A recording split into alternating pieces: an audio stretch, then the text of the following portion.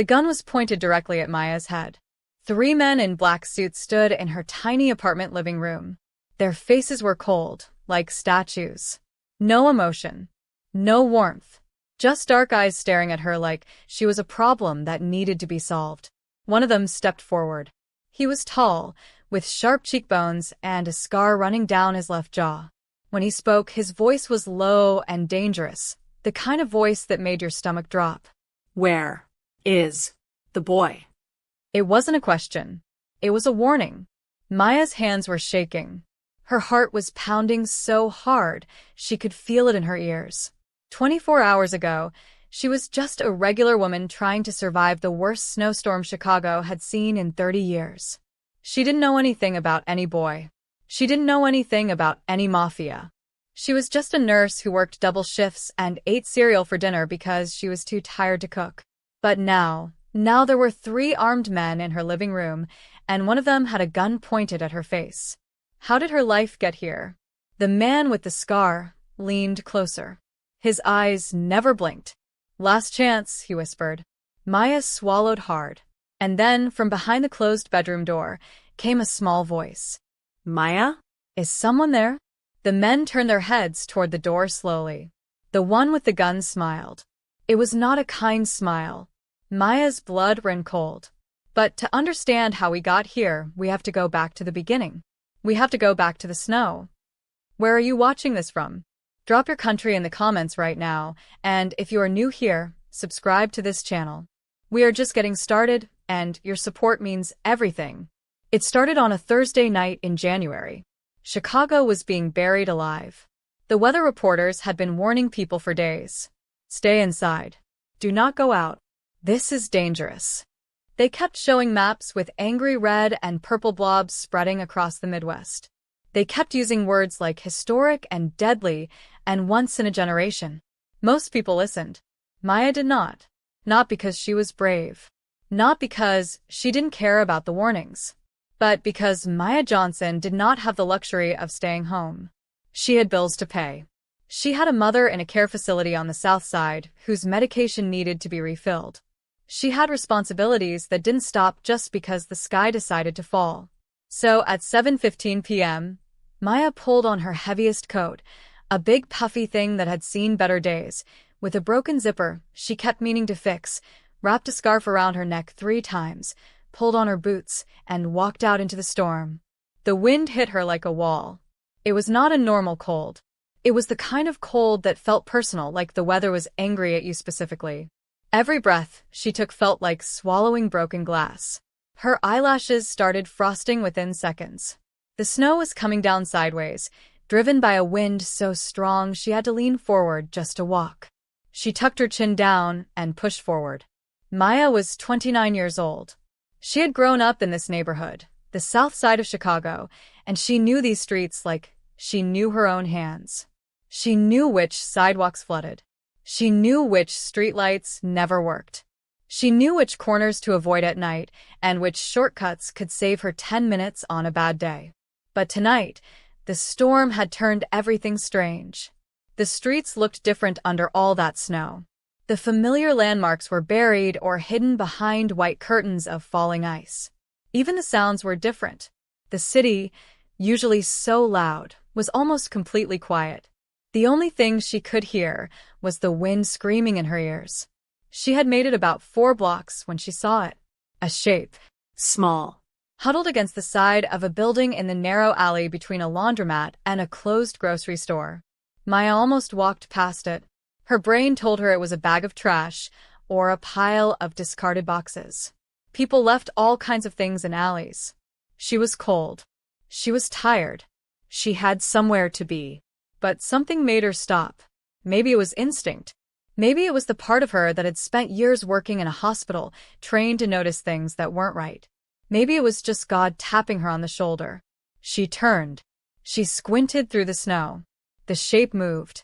Maya crossed the alley in 5 quick steps and crouched down. It was a child. A little boy, maybe 7 or 8 years old, curled into himself like a question mark. He was wearing a coat, a very expensive-looking coat, she noticed, even through her shock, but no hat, no gloves, no scarf. His small hands were bare and had turned a frightening shade of purple-gray. His lips were blue. His eyes were half open, glassy, looking at her but not really seeing her. Hey. Hey, baby, can you hear me? Maya grabbed his face gently in her gloved hands. His skin was ice-cold. Dangerously cold. She had seen hypothermia at the hospital before. She knew what it looked like. She knew how fast it could take a child. The boy blinked. Slowly. Like it was taking everything he had just to keep his eyes open. Cold, he whispered. His voice was barely there. Thin as paper. I know, baby, I got you, Maya said. She didn't even think about it. There was no thinking. There was just action. She unzipped her big puffy coat, pulled the boy against her chest, and wrapped the coat around both of them. He was small. Smaller than she expected. She could feel how stiff his little body was, how he barely had the strength to hold on to her. She looked around the alley. There was no one. No parent, no guardian, no one calling his name. Nothing but snow and wind and darkness. What's your name, sweetheart? She asked, already standing, already moving back toward the street. She needed to get him warm. Fast. The boy looked up at her. His eyes were dark brown, almost black, and even half frozen and full of confusion. There was something sharp in them. Something that didn't look like a regular lost little kid. Ji-ho, he whispered. Okay, Ji-ho. I'm Maya. And I'm going to take care of you. Okay? I promise. The boy said nothing, but he grabbed the front of her coat with one stiff, purple little hand and held on. Maya's apartment was only 2 blocks away, and those were the longest 2 blocks of her life. The wind fought her the whole way. Ji-ho was small but dead weight. He barely had the energy to walk, so she half carried him, his feet dragging through the snow, her heart hammering the entire time. She kept talking to him. Nurses learn early that you keep talking to a patient. You keep them connected to your voice. You keep them here. We're almost there. You're doing great. You're so brave. Almost there. She got him inside, got him up the stairs, got him through her front door and into her apartment, which felt overwhelmingly warm after the violence of the storm outside. She sat him on her couch and went straight into nurse mode. She checked his fingers and toes. The color was bad, but they weren't black. No frostbite, thank God. She took off his soaked coat and wrapped him in every blanket she owned. She made hot chocolate, not too hot, warm, because you never give a hypothermic person something scalding. She sat with him and rubbed his hands gently between hers, talking quietly, watching his color slowly come back. It took almost an hour before Ji-ho stopped shaking. During that hour, Maya looked at him carefully. Really looked. His coat, the one she'd pulled off him, had a small embroidered logo on the inside lining she didn't recognize. The material was something soft and heavy, the kind of quality you didn't find in a regular department store. His shoes, soaked through with snow, were tiny leather things that looked like they cost more than Maya's rent. Even his haircut looked expensive, neat and precise, the kind little rich kids had. Who was this child? And how did he end up alone in an alley in a snowstorm on the south side of Chicago? She tried asking him questions gently. Where did he live? Where were his parents? How did he get there? But Ji-ho was quiet. Not scared, quiet, something more complicated than that. He looked at her with those sharp dark eyes and answered her questions with small, careful words. I got lost, he said. I was with someone, and then I wasn't. I don't want to call anyone. That last one made Maya pause. You don't want to call anyone? She repeated carefully. Not even your mom or dad? Ji-ho looked down at his hot chocolate. His little jaw tightened in a way that looked almost adult. My father, he said slowly, will be very upset if he finds out where I was tonight. Maya didn't know what to do with that. She was too relieved that he was warming up to push too hard. She told herself she would figure it out in the morning. The storm was too bad to do anything tonight. She would make up the couch, make sure he was safe and warm, and in the morning they would sort it all out. She made him soup. He ate the whole bowl without looking up. She gave him a pair of her nephew's old pajamas that she kept in the closet and helped him wash up. She made up the couch with fresh sheets and her warmest blankets. Before she turned out the light, Jiho looked up at her from the pillow. "Thank you, Maya," he said. Very quietly, very seriously, like he was a 40-year-old man, not a 7-year-old boy. Maya smiled. "Get some sleep, baby." She went to bed thinking she had done a good thing. A simple good thing. She had saved a lost little boy from a snowstorm. In the morning, she would help him find his family, and that would be that. A good story to tell someday. The night of the big blizzard. She had no idea. She had absolutely no idea what she had walked into. Because at that exact moment, in a glass tower 30 miles north of her apartment, a man sat behind a massive desk in a dark room. His name was Park Sung-jin. And Park Sung-jin was not a man who ever showed emotion. But tonight, his hands were flat on the desk in front of him. His jaw was tight. His eyes were fixed on the storm outside his floor-to-ceiling window. His son was missing. And Park Sung-jin, the man that half of Chicago's underworld feared more than death itself, was doing something no one had ever seen him do before. He was scared. He pressed a button on his desk phone. "Find him," he said. His voice was completely calm. That was the most terrifying thing about it. "Find my son. And whoever has him, bring them to me." And somewhere on the south side, Maya Johnson turned off her bedroom light and fell asleep, completely unaware that by morning, her name would be known by some of the most dangerous people in the city. Maya was dreaming about the beach. Warm sand, quiet waves, a cold drink in her hand, and absolutely nobody asking her to do anything for anybody. No hospital beepers. No bills on the counter. No broken zipper on her coat. Just peace, quiet, and sunshine. It was a really good dream. Which is exactly why the knock on her door at 6:47 in the morning felt like a personal attack. She ignored it. The knock came again. Louder this time. More confident. The kind of knock that was not asking for permission. Maya pulled her pillow over her face. Bang, bang, bang. Okay. She threw the pillow across the room and sat up, her hair going in 6 different directions, her eyes barely open. She grabbed her phone off the nightstand out of habit and checked the time. 6:47 a.m. The storm outside was still going. She could hear the wind rattling her windows like it was trying to get inside. She shuffled out of her bedroom in her socks, tugging her oversized sleep shirt down, fully prepared to have a very unpleasant conversation with whoever was on the other side of that door at this ungodly hour. She looked through the peephole. 2 men. Both are tall. Both in black suits that were completely inappropriate for a Chicago snowstorm. Both wearing earpieces. Both staring straight ahead with a kind of dead, flat expression that made something in Maya's stomach go cold. She blinked, stepped back, looked through the peephole again like maybe she had imagined it. Nope. Still there. Who wears a suit in a blizzard? Who is it? She called through the door. Her voice came out stronger than she felt, which she appreciated. A pause. "We are looking for a lost child," one of them said. His accent was slight but there.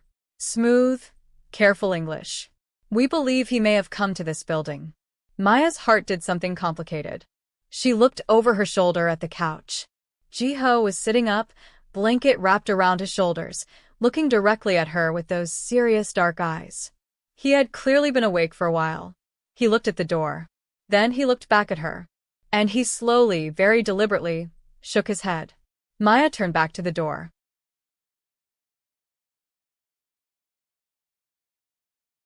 Now, Maya Johnson had grown up on the south side of Chicago.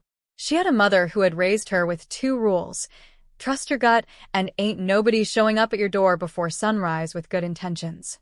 She had spent nearly a decade working night shifts in an emergency room where she had seen every kind of trouble that existed. She knew when something was off. This was off. "I haven't seen any child," she said through the door. "Sorry." Another pause. Longer this time. "Ma'am," the man said, still polite, still smooth, "it is very important that we find this boy. His family is very worried. If you know anything." "I said I haven't seen anyone." Maya's voice was firm. "It's early, and I'm not dressed. Have a good morning." She stepped away from the door and stood very still, listening. A long silence. Then footsteps. Moving away down the hall. Maya let out a breath she didn't realize she had been holding. She turned to look at Ji-ho. The boy was watching her with an expression that was hard to read. Like he was calculating something. Like he was deciding how much to tell her. Were those people looking for you? Maya asked quietly. Ji-ho nodded. Just once. Are they the good guys or the bad guys? The boy thought about it for a moment, actually thought about it, like it was a real question with a complicated answer, and then said, both. Maya stared at him. Both, she repeated flatly. Yes. That is not a helpful answer, Ji-ho. I know. Maya went to the kitchen and started making coffee because she needed it more than she had ever needed anything in her life. Her hands were steady, which surprised her. She measured out the grounds, poured the water, pressed the button, and leaned against the counter watching the machine like it personally owed her an explanation. Ji-ho appeared in the kitchen doorway still wrapped in the blanket, looking like a very small, very serious ghost. My father sent them, he said. Your father? Yes. And your father is, what exactly? Maya turned to look at him. Because those were not regular people, Ji-ho. Regular people do not wear suits in a snowstorm. Regular people do not have earpieces. Regular people. My father is a businessman, Ji-ho said. The way he said the businessman made it very clear that he knew exactly what the word really meant in this context. There was no innocence in it. It landed in the room like a stone dropped in still water. Maya looked at this child, this small, serious, 8-year-old child with the expensive coat and the adult eyes, and something clicked into place in her brain. A puzzle piece she had been holding without realizing it. Ji-ho, she said slowly. What kind of business does your father do? The boy looked at her for a long moment. The kind, he said carefully, that means when a son goes missing, 50 people lose their jobs the next day. The coffee machine beeped. Maya poured herself a cup and drank half of it in one go. 30 miles north, the glass tower was fully awake. Park Sung-jin's office on the 42nd floor was the kind of room that made people nervous just by existing. Everything in it was dark, dark wood, dark furniture, dark curtains pulled back just enough to show the city below. The only light came from the desk lamp, which cast everything in sharp shadow. Park Sung-jin himself was 44 years old and looked like someone had carved him out of something harder than regular people were made of. High, sharp cheekbones. A jaw that never seemed to unclench. Eyes that were absolutely black and completely unreadable. He was not a big man, not tall, not physically intimidating the way bodyguards were, but when he walked into a room, every single person in that room felt it. Like a change in air pressure. Like the temperature dropped 2 degrees. He had built his empire from nothing over 20 years. He had survived things that should have killed him 4 times over.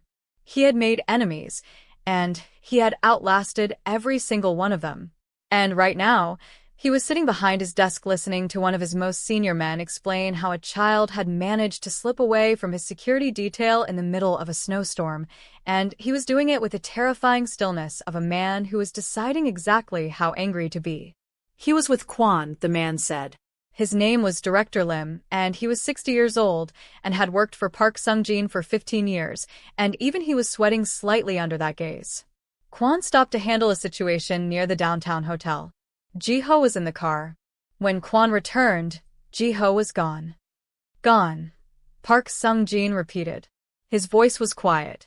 That was always the warning sign. When his voice got quieter, things got worse. Yes, sir. We believe Ji-ho left the vehicle on his own. There was a window. Where is Kwon now? A pause.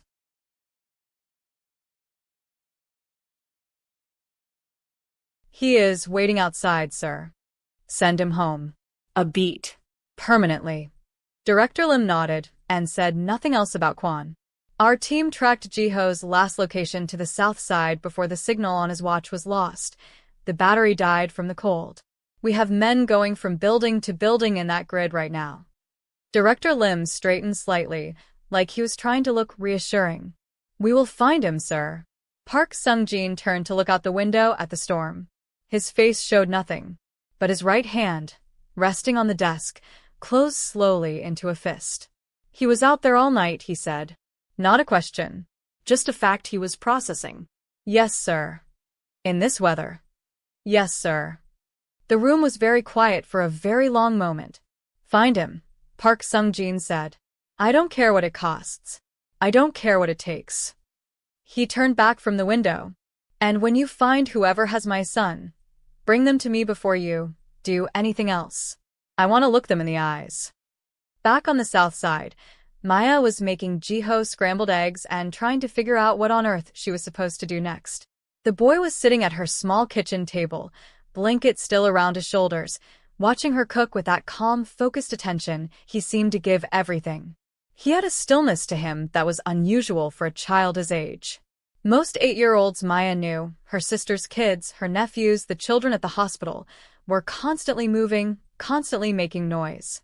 Jiho just sat And watched. and thought. It was a little unnerving if she was being honest. Why did you leave the car? She asked, flipping the eggs. A pause. I saw something. What did you see? A dog, he said. A small one. It was in the snow, and it wasn't moving, and I thought it needed help.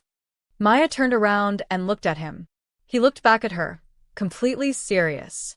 You, she said slowly, gave your security team the slip in the middle of a historic blizzard. Because of a dog. It needed help. Jiho. The dog was fine, he added. It was just sleeping under a ledge. It woke up when I touched it and ran away. But then I could not find the car anymore. And then the storm got worse. He paused. It was not one of my better decisions. Maya stared at him for another long second. Then, despite everything, despite the suits and the earpieces and the word businessman hanging in the air between them, she laughed. She actually laughed. Because what else could she do? Jiho watched her laugh with a small, almost invisible smile tugging at the corner of his mouth, like he had been waiting to see if she would. Eat your eggs, Maya said, still smiling as she put the plate in front of him. He picked up the fork. They smell good. Flattery will get you everywhere. She sat across from him with her coffee. Okay, listen. I need to be honest with you because I think you are smart enough to handle it. Those men this morning, they're going to come back. Or others will. And I need to know. The buzzer for her front door intercom screamed through the apartment. Both of them froze. Maya looked at the intercom panel on the kitchen wall. Then she looked at Jiho. The small smile was completely gone from his face. How many men does your father have? Maya asked quietly. Jiho put down his fork. Many, he said. The buzzer screamed again. Longer this time. More insistent. Maya stood up slowly. She crossed to the intercom and pressed the button. Who is it? Static. Then a voice, different from this morning. Rougher. Less polite. Ms. Johnson. We know the boy is with you. Open the door. This does not have to be difficult. Maya's hand came off the intercom button. She turned to look at Jiho. The boy was already standing. The blanket had fallen from his shoulders. He stood in her nephew's old pajamas, small and barefoot on her kitchen floor, but his posture was straight as an arrow. His chin was up. His dark eyes were calm in a way that almost broke her heart, because no child should know how to be that calm in a moment like this. He looked at her and said simply, Do you trust me? Maya blinked. You're 8. Do you trust me? A bang echoed up from the stairwell below. They were already inside the building. There was no time to think. That was the thing about real danger. It didn't give you a moment to sit down and make a pros and cons list. It didn't wait for you to feel ready. It just arrived, loud and fast and demanding, and you either moved or you didn't. Maya moved. Come on, she said, grabbing Jiho's hand. She pulled him out of the kitchen and into her bedroom. She could already hear footsteps in the stairwell, heavy, purposeful footsteps that were moving fast and not trying to hide the fact. She had maybe 90 seconds. Maybe less. Her mind was running through the apartment layout the way it ran through emergency protocols at the hospital. Fast. Systematic. No panic. Front door, blocked. Stairwell, compromised. Windows. She crossed her bedroom window and looked out. Her apartment was on the 3rd floor. Below was the narrow alley that ran between her building and the next one. The same alley where the building's maintenance guy parked his beat-up pickup truck, which currently had about 4 inches of snow on its roof from the storm. Not ideal, but workable. Can you climb? She asked Jiho. The boy looked at the window, looked at the drop, looked back at her. Yes. You sure? Because this is not the time to be brave and then change your mind halfway down. I have done harder things, he said simply. Maya decided not to ask what those things were. She threw open the window. The cold hit them both like a slap, sharp and immediate and mean. She helped Jiho get his shoes on. She had dried them overnight near the radiator, and grabbed her own boots, yanking them on without bothering to lace them properly. She grabbed her coat, her phone, her keys. Pure muscle memory. Go bag instincts she didn't even know she had. The footsteps in the hallway were closed now. She could hear voices too, low, clipped, speaking in Korean. She didn't speak Korean. She didn't need to. The tone translated perfectly. They were not happy. Go, she whispered to Jiho, helping him over the window ledge. The boy moved with a quiet confidence that surprised her. No hesitation, no dramatics.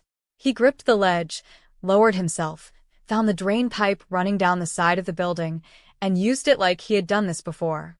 Maybe he had. Maya decided that was a conversation for later. She climbed out after him, her fingers instantly aching from the cold metal of the ledge. The wind grabbed at her hair, threw snow in her face.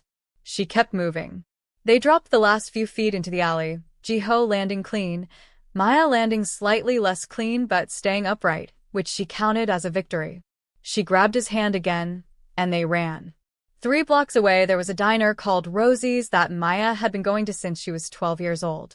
It was the kind of place that had been there forever and would probably be there forever. Red vinyl booths with tape holding the cracks together, coffee that was aggressively average, a jukebox in the corner that hadn't been updated since 2003, and a woman behind the counter named Beverly, who was 71 years old, built like a retired wrestler, and absolutely nobody's fool. Beverly had known Maya since she was in pigtails. The bell above the door jangled when they pushed inside. Warm air wrapped around them immediately, the greasy, coffee-scented warmth of a place that had been heated by cooking and conversation for decades. 3 other customers sat scattered around the booths, heads down over plates and mugs, paying no attention to anything. Beverly looked up from behind the counter. She took in Maya's wild hair, half-laced boots, and the small Korean boy whose hand she was holding. Beverly had seen stranger things. Booth in the back, she said, already reaching for the coffee pot. I'll bring hot chocolate. Maya could have cried. They slid into the corner booth, the one with a clear view of the front door and the side exit both, which Maya chose deliberately. She was learning to think in exits. Jiho wrapped his hands around the mug Beverly set in front of him and stared into it for a moment. Okay, Maya said, leaning forward and keeping her voice low. Talk. Right now. Everything. Because I just climbed out of a 3rd-floor window in a snowstorm, and I think I deserve some answers. Jiho looked up at her. And then, for the first time since she had found him, something in his face shifted. The careful composure cracked just slightly, like a mask slipping a half-inch, and underneath it she saw something very different. Something younger. Something that looked much more like the 8-year-old he actually was. He looked, just for a moment, like a scared little boy. My father is Park Sung-jin, he said quietly. Maya waited. He runs many things. Businesses. Imports. Exports. Jiho paused. And other things that are not businesses. Things that the police know about but cannot prove. He said it plainly, without drama, the way a child describes facts they have grown up surrounded by. He is very powerful. He is very respected. And he is very... Another pause, searching for the right word. Protective. Of me. I am his only son. Okay, Maya said carefully. The men who came to your building this morning, they are his men. They work for him. Jiho's jaw tightened slightly. But the men who came the second time, he stopped. Maya frowned. What about them? They were not my father's men. The diner felt suddenly quieter. What do you mean? Maya said slowly. Jiho turned his mug around in his hands. My father has enemies. There is a man named Director Wu, who used to work for my father. A long time ago. He left badly. He wants what my father has. Ji-ho looked up. When I went missing last night, I think Director Woo's people found out before my father's people did. The men this morning with the earpieces, those were my father's. But the ones who buzzed your apartment just now were Director Woo's, Maya finished. Ji-ho nodded. Maya sat back in the booth. So, it wasn't just one set of dangerous people looking for this child. It was two. Two rival organizations, racing each other through a blizzard, hunting for one small boy who had climbed out of a car to check on a sleeping dog. She pressed her fingers against her forehead. Ji-ho, she said, very calmly, I need you to understand something. I am a nurse. I work 12-hour shifts. I eat cereal for dinner. I have $37 in my checking account until Thursday. I am not equipped for this. Ji-ho looked at her with those serious eyes. And yet, he said quietly, you climbed out of a window for me. Maya opened her mouth. I closed it. He had a point, and she hated it. Beverly refilled Maya's coffee without being asked, which was the action of a woman who understood the room. Maya was thinking hard. Ji-ho was watching the front door with a focus that no child should have, calm, steady, tracking every person who walked past the window. She caught herself watching him and felt the familiar ache she always felt around children who had grown up too fast. She saw them sometimes at the hospital. Kids with old eyes. Kids who had learned to be careful before they learned to ride a bike. She reached across the table and put her hand over his. He looked down at it, then up at her. Here is what we're going to do, Maya said. We're going to sit here, and we're going to think this through like two intelligent people. And we are not going to panic. Okay. I was not panicking, Ji-ho said. I was talking about me. The tiniest smile. There and gone. Can you contact your father? Maya asked. Directly? Not through his men, directly to him. Ji-ho considered. His personal number. I have it memorized. Then we call him. From my phone. On our terms. We control the conversation. We tell him where we are only when we are ready, not a second before. We make sure he knows that Director Woo's people are involved, so that his response is about protecting you, not just retrieving you. She looked at Ji-ho steadily. Does that sound right to you? Ji-ho studied her for a long moment with that calculating look that made him seem 40 years older than he was. You think like someone who has been in difficult situations before, he said. I grew up on the south side of Chicago, and I worked in a trauma ward for 6 years, Maya said. I've been in difficult situations every Tuesday. Ji-ho almost smiled again. Almost. Yes, he said. That plan sounds right. Maya nodded. She reached for her phone. And then Beverly appeared at the end of their booth. Her expression had changed. The easy, seen-it-all calm was still there, but underneath it was something tighter. She leaned down and spoke very quietly, the way Maya's mother used to speak when something was serious. Baby, Beverly said, eyes on Maya. There are 2 men sitting in a car outside. Black car.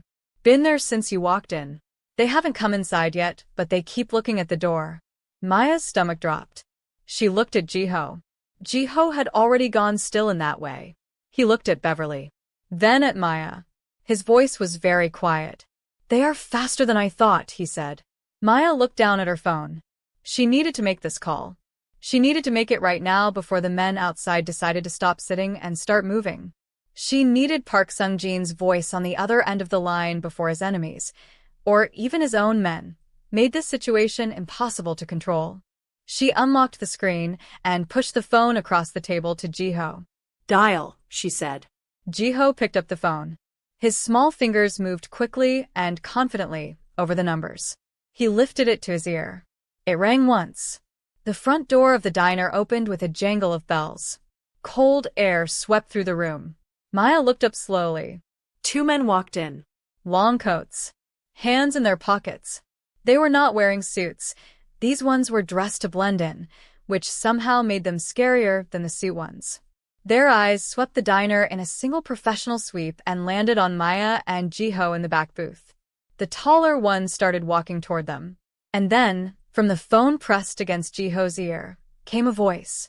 Deep. Controlled. Carrying even through the tiny speaker. Ji-ho. Just one word. But the way Park Sung-jin said his son's name, the weight of it, the restraint wrapped around what was clearly enormous relief and enormous fury in equal measure, made the hairs on Maya's arms stand up straight. Jiho's eyes didn't leave the approaching man. But his voice was steady as a rock when he spoke into the phone. "Appa," he said, "I need you to listen carefully. And I need you to trust someone." The tall man was 4 boots away now. 3. His hand was moving inside his coat pocket. Jiho turned his eyes to Maya. And in that moment, with danger walking toward them and his father's voice in his ear and the storm howling outside, this child, this impossible, serious, complicated little boy, looked at her with something that was absolutely unmistakable. It was trust, complete and total and given freely, the way only children and very brave people can give it. 2 booths away. Maya straightened up in her seat. If Park Sung-jin wanted to find a son, he was going to have to listen to her first. She held out her hand for the phone.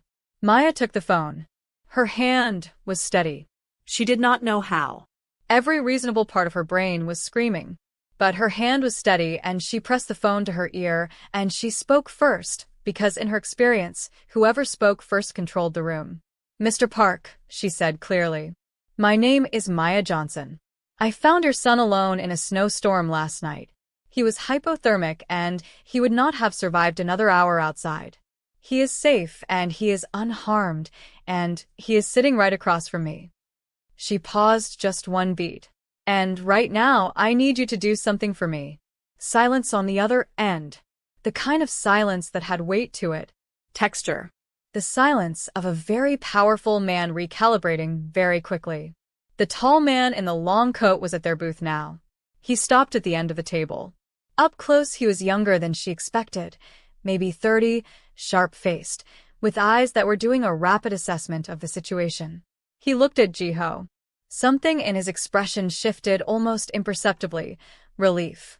Quickly buried under professionalism. He reached into his coat pocket. Maya looked at him directly and held up 1 finger. 1 minute. He stopped. His eyes narrowed. From the phone, Park Sung-jin's voice came through. Still controlled. Still quiet. But something in it had shifted slightly, like a door that had been sealed shut opening just a crack. "What do you need, Miss Johnson?" "There are men in this diner right now who are not your men," Maya said, keeping her voice low and even. "Jiho told me about Director Wu. I need you to tell me, right now, if the man standing at the end of our booth works for you or for him." A sharp pause. "Describe him." Tall. Young. Long dark coat. He's got a small scar on his right hand. A beat. "That is Min-jun.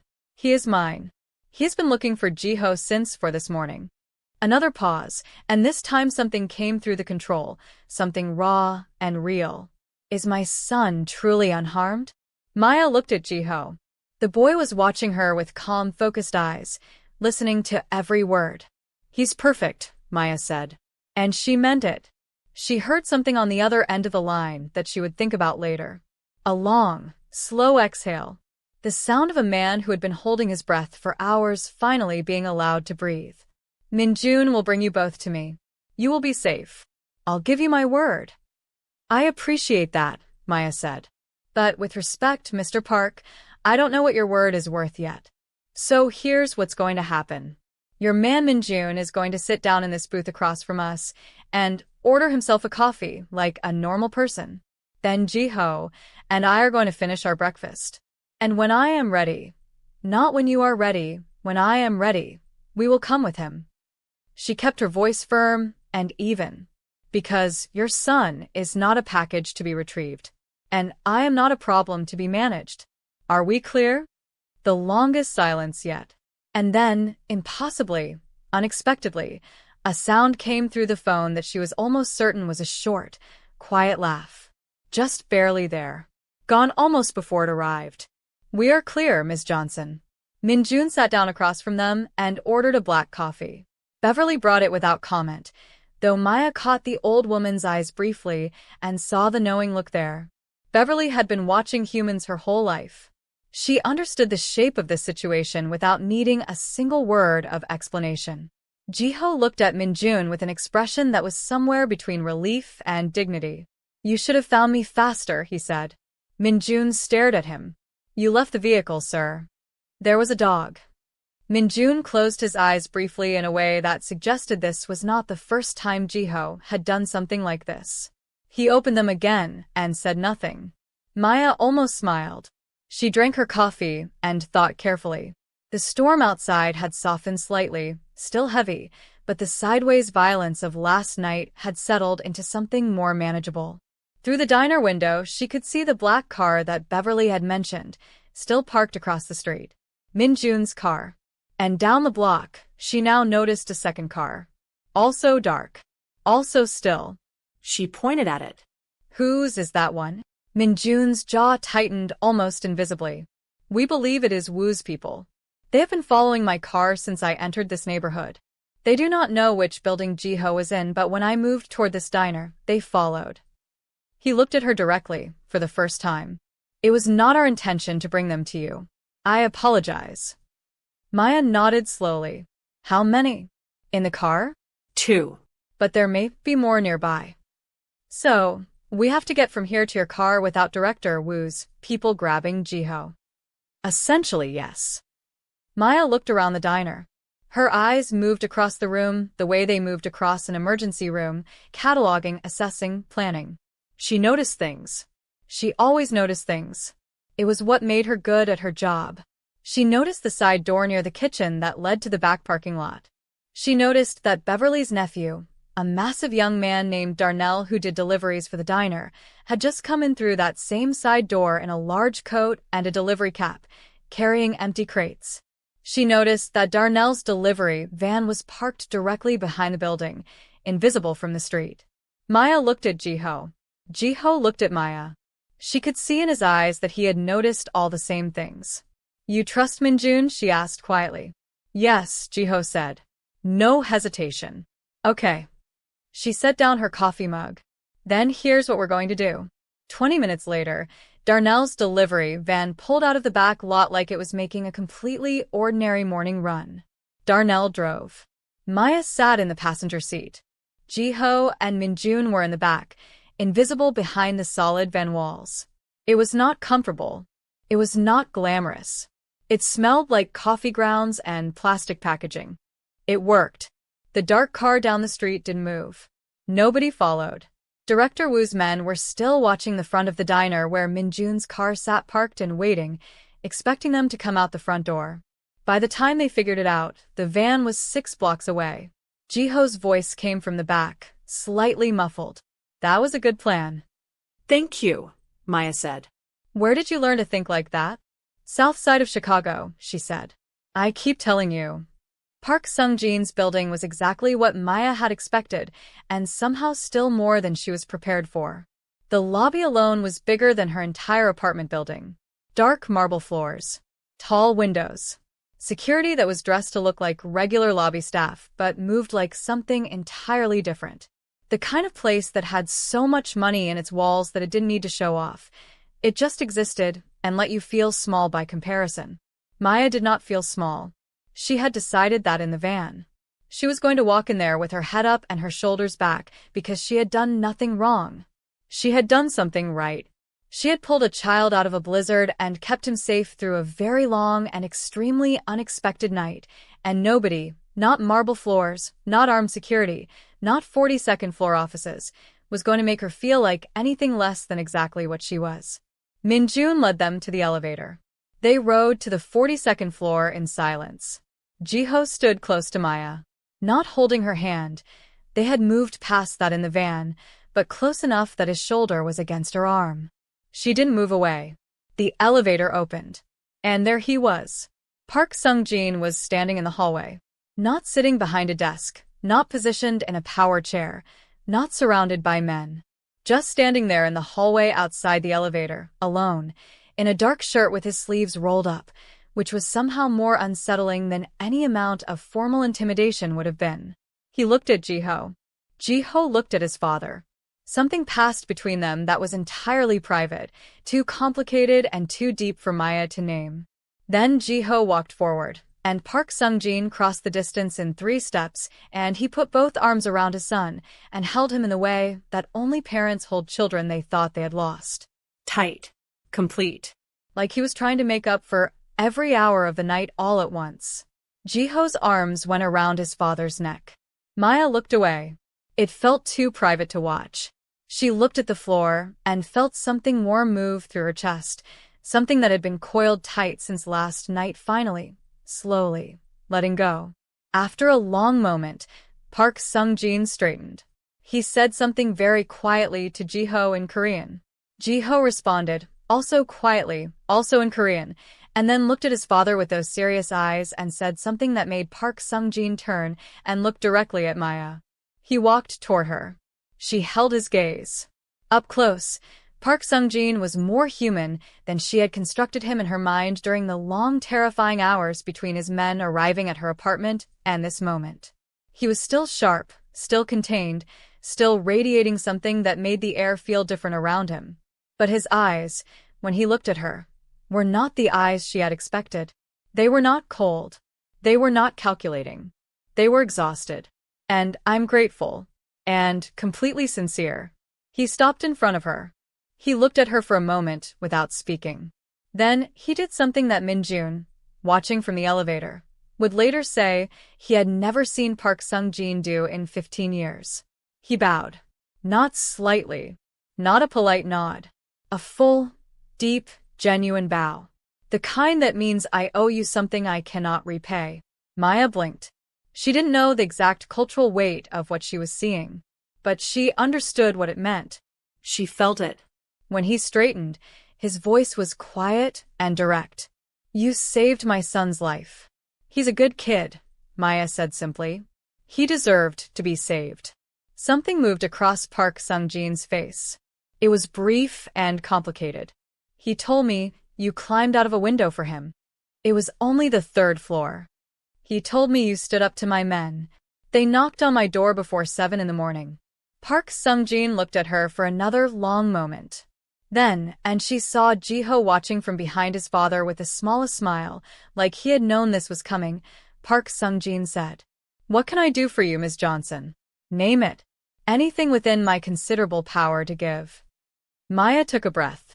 She had been thinking about this in the van too. She had known this moment was coming, and she had thought about it carefully, the way she thought about everything. She could have asked for money. She could have asked for a new apartment, a car, security, 100 different things that would have made her difficult life considerably easier. But Maya Johnson had grown up being told to know what you actually needed versus what you thought you wanted. And she knew exactly what she actually needed. My mother, she said.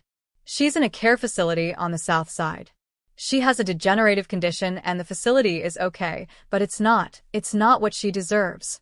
I've been trying to get her into Lakeview Care for 3 years, but the wait list is impossible and the cost is... She stopped. Steadied herself. She worked her whole life. She raised me by herself. She deserves better than okay. I want better than okay for her. Park Sung-jin held her gaze through every word.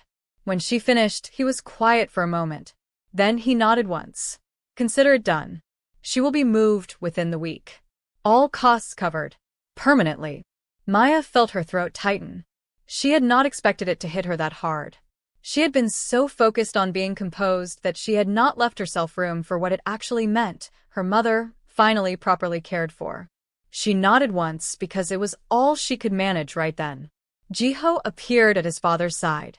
He looked up at Maya with those old soul eyes and said, with great seriousness, I told him you would ask for something for someone else. Maya looked down at him. Did you know? I told him you were that kind of person. He paused. I was right. Maya crouched down to his level. She looked at this small, strange, remarkable child who had turned her whole life sideways in less than 24 hours, and she felt a fierce, uncomplicated affection for him that surprised her with its strength. You, she said, need to stop climbing out of moving cars. For any reason. Dogs included. Jiho nodded gravely. I have been reflecting on that decision. Good. Keep reflecting.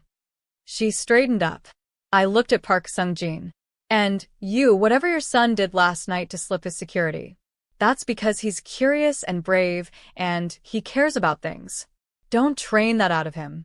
Park Sung-jin looked at her with an expression she couldn't fully read. But he nodded, and it looked like he meant it. Maya left the tower an hour later. Minjun drove her home in the black car, through streets that were finally quieting as the storm moved on. The city was buried and beautiful under all that white. Everything looked clean and new in the way that cities only look for a few hours after heavy snow, before the plows and the traffic and real life turned to gray again. She walked up to her apartment, which had an unfortunate draft from the window she had left open in her escape and absolutely nothing in the fridge, and she sat down on her couch in her coat and her still unlaced boots. She sat there for a while. Then she called her mother. Her mother picked up on the second ring, bright and warm, asking why Maya was calling so early. Was everything okay? Everything's good, Mama, Maya said. I just wanted to hear your voice. And I have some news. She leaned back against the couch cushions and closed her eyes. Things are going to get better. I promise. Outside her window, the last of the storm was finally passing. The sun was trying to come through, pale and thin but trying, turning all that snow into something that sparkled. Maya smiled. Some nights you almost freeze. Some nights you find a lost child in the dark. And some mornings you wake up and discover that one good decision, one simple, decent human decision to stop and help instead of walking past, can change everything. For the boy. For the mother in the care home. For the nurse who ate cereal for dinner and had $37 until Thursday. For all of them. And somewhere on the 42nd floor, a man who had never bowed to anyone sat back behind his dark desk and looked at a city covered in snow and thought about a woman who had climbed out of a third-floor window for a son. He thought about it for a long time. And that is the end of the story. Thank you so much for watching all the way to the final chapter. That means everything. If this story moved you, surprised you, or kept you on the edge of your seat, please subscribe to this channel to support our growth. Leave a comment below. What was your favorite moment? Are you happy with how it ended? We read every single comment. Share this video with someone who loves a good story. We will see you in the next one.